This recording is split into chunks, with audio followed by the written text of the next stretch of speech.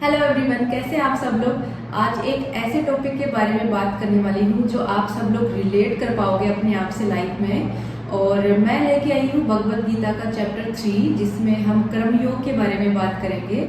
और यहाँ से भगवत गीता बहुत ही इंटरेस्टिंग होने वाली है। So let's get start. और स्टार्ट करने से पहले मैं आपको बता दूं, आगे आने वाली सीरीज में मैं भगवत गीता के बारे में बहुत सारे ऐसे वीडियोस बनाऊंगी जो आप सब लोग यहाँ पे देख सकते हैं। देखो, कर्म योग। अब इस चैप्टर में जो मोस्ट इम्पोर्टेंट लाइन है वहां से स्टार्ट करते हैं। न तो कर्म से विमुख होकर कोई कर्म फल से छुटकारा पा सकता है और न केवल संन्यास से सिद्धि प्राप्त की जा सकती है। अगर हम कर्म नहीं करेंगे तो इससे ऐसा नहीं है कि हमें अच्छे फल मिलेंगे। अगर हम सोचते हैं हम कर्म ही नहीं करते हैं, चलो ना अच्छा ना कुछ बुरा कर्म करेंगे तो कुछ होगा ही नहीं हमारी लाइफ में, लेकिन ऐसा नहीं है। हमें कर्म करते रहना चाहिए और ना ही ऐसा है कि सिर्फ हमें संन्यास ले लेना चाहिए और कर्म नहीं करना चाहिए। दूसरी ओर यदि कोई नियत कर्मों को न करके भी भगवान की दिव्य सेवा करता है तो वह उस मार्ग में जो कुछ भी उन्नति करता है उसे भगवान स्वीकार कर लेते हैं। अगर आप कर्म नहीं कर रहे हो अपनी डेली लाइफ में लेकिन फिर भी भगवान की सेवा में लीन हो तो भी भगवान उसको स्वीकार करते हैं। कैसे? अब कैसे करते हैं भगवान उसको स्वीकार? क्योंकि भगवान की सेवा ही क्या है? मनुष्यता की सेवा करना, ह्यूमैनिटी की सेवा करना। आप मंदिर जाओगे, आप वहाँ पे लोगों की सेवा करोगे, शास्त्र पढ़ोगे और लोगों को उनके बारे में ज्ञान दोगे, तो ये भी एक तरह की सेवा है भगवान की। जो कर्म इंद्रियों को वश में तो करता है, किंतु जिसका मन इंद्रिय विषयों का चिंतन करता रहता है वह निश्चित रूप से स्वयं को धोखा देता है और मिथ्याचारी कहलाता है। अभी देखो, जो कर्म इंद्रियों को वश में तो रखता है, हम अपनी कर्म इंद्रियों को वश में कर सकते हैं, लेकिन अगर हमारा अंदर से जो मन है वो अगर हमारा साफ नहीं है, हम अपने आप को और भगवान को एक धोखा दे रहे हैं। हमें क्या करना है? अपने को, अपने मन की भी शुद्धि करनी है, अपने मन को भी अपने वश में करना है। कर्म इंद्रियों के साथ साथ अपने मन को भी वश में रखना है। अपना नियत कर्म करो, क्योंकि कर्म न करने की अपेक्षा कर्म करना श्रेष्ठ है। अभी देखो क्या है, अगर आप व्यापारी हो तो व्यापार कीजिए आप। अगर आप कोई गवर्नमेंट सर्वेंट हो या आप कहीं भी कुछ भी काम कर रहे हैं या आप हाउस वाइफ हैं, तो ऐसा नहीं है कि आपको इन सबको छोड़ने की जरूरत है, बिल्कुल भी नहीं। आप अपना रेगुलर जो वर्क है वो कीजिए, लेकिन किस तरीके से करना है वो भी भगवान को सेंटर में रख के कर्म करना है।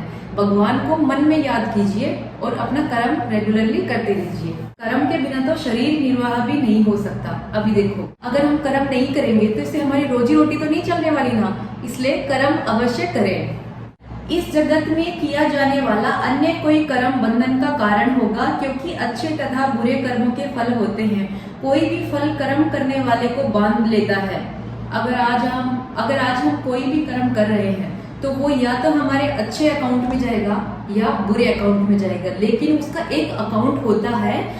तो हमें ऐसा ही कर्म करना चाहिए जो हमारे अच्छे अकाउंट में जाए और उसका हमें फल मिले।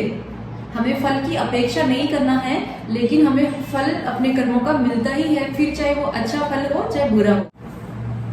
अतः कृष्ण को प्रसन्न करने के लिए कृष्ण भावना भावित होना होगा, और जब कोई ऐसा कर्म करता है तो वह मुक्त दशा को प्राप्त करता है।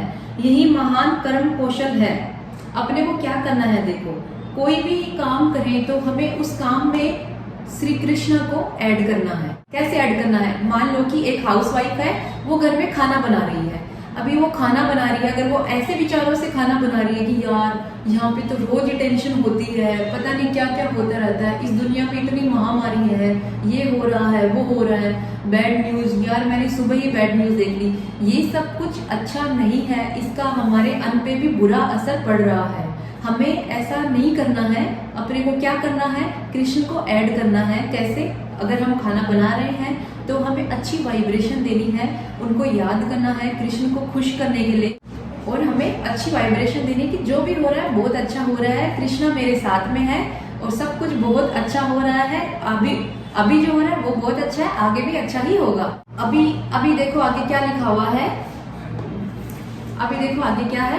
भगवान के भक्त सभी प्रकार के पापों से मुक्त होते हैं, क्योंकि वे यज्ञ में अर्पित किए भोजन को ही खाते हैं। अन्य लोग जो अपने इंद्रिय सुख के लिए भोजन खाते हैं वे निश्चित रूप से पाप खाते हैं। अपने को क्या करना है? हमेशा अगर हम कुछ भी खा रहे हैं तो हमें क्या करना है?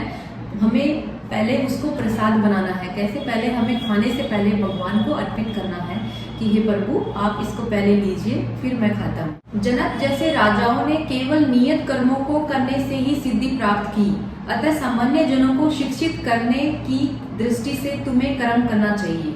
देखो, जनक जैसे राजा जो थे उन्होंने भी नियत कर्म करे हैं, तब उनको आज भी इतना माना जाता है। और सामान्य जनों को निश्चित शिक्षित करने की दृष्टि से तुम्हें कर्म करना चाहिए। आपको ऐसा कुछ कर्म करना चाहिए जिससे आप औरों को भी ज्ञान बांट सको, औरों को भी सीख दे सको और औरों को भी शिक्षित कर सको। जो सामान्य वर्ग के लोग हैं या उससे भी जो बिल्कुल ही मतलब जो शिक्षित नहीं है, उनको भी आप बहुत अच्छा ज्ञान दे सको। अभी आगे लिखा हुआ है, भगवान कृष्ण तथा उनके शाश्वत सखा अर्जुन को कुरुक्षेत्र के युद्ध में लड़ने की कोई आवश्यकता नहीं थी, किंतु उन्होंने जनता को यह सिखाने के लिए युद्ध किया कि जब सत्परामर्श असफल हो जाते हैं तो ऐसी स्थिति में हिंसा आवश्यक हो जाती है। कभी कभी क्या होता है ना, आपके लाइफ में बहुत सारे ऐसे फेज आते हैं जब दूसरे वाला आपके साथ बहुत बुरा कर रहा है, बहुत बुरा कर रहा है और बहुत बुरा कर रहा है, आप फिर भी क्या करते हैं, उसे माफ कर देते हैं।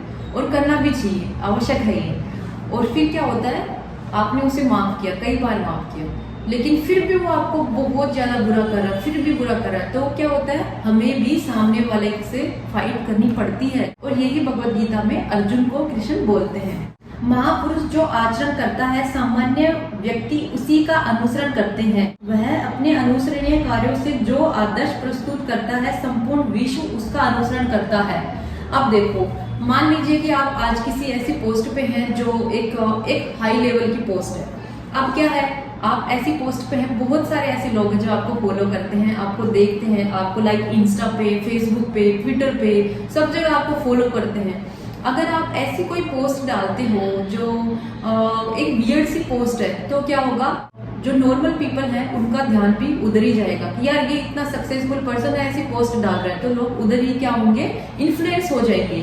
इसलिए वैसा कोई काम आपको नहीं करना है। अगर आपके पास एक ऐसी पोस्ट है, आपको मिली है, आपकी मेहनत से मिली है, तो आप उसका ऐसी चीज में यूज कीजिए जो औरों को भी उसके लिए प्राउड हो, औरों को भी आप इन्फ्लुएंस कर पाओ और भी उसका बेनिफिट ले पाए और सक्सेस हो पाए अपनी लाइफ में, और अपनी लाइफ को एक बेटर वे में बना पाए। अगर आप स्पिरिचुअलिटी की तरफ आगे बढ़ते हैं तो नॉर्मल पीपल हैं उनको भी आपको देख के बढ़ावा मिलता है, और ये स्पिरिचुअलिटी के बिना लाइफ बहुत अधूरी है। अगर हमें कुछ अच्छा लगता है उनको हमें ऐड करते रहना चाहिए। सो यही मेरा मोटिव था कि मैं भगवत गीता का जो पार्ट है आप सब लोगों के साथ शेयर करूं और आगे भी मैं ये कंटिन्यू करूं। So please continue with me and like कीजिए, सब्सक्राइब कीजिए। Thank you so much.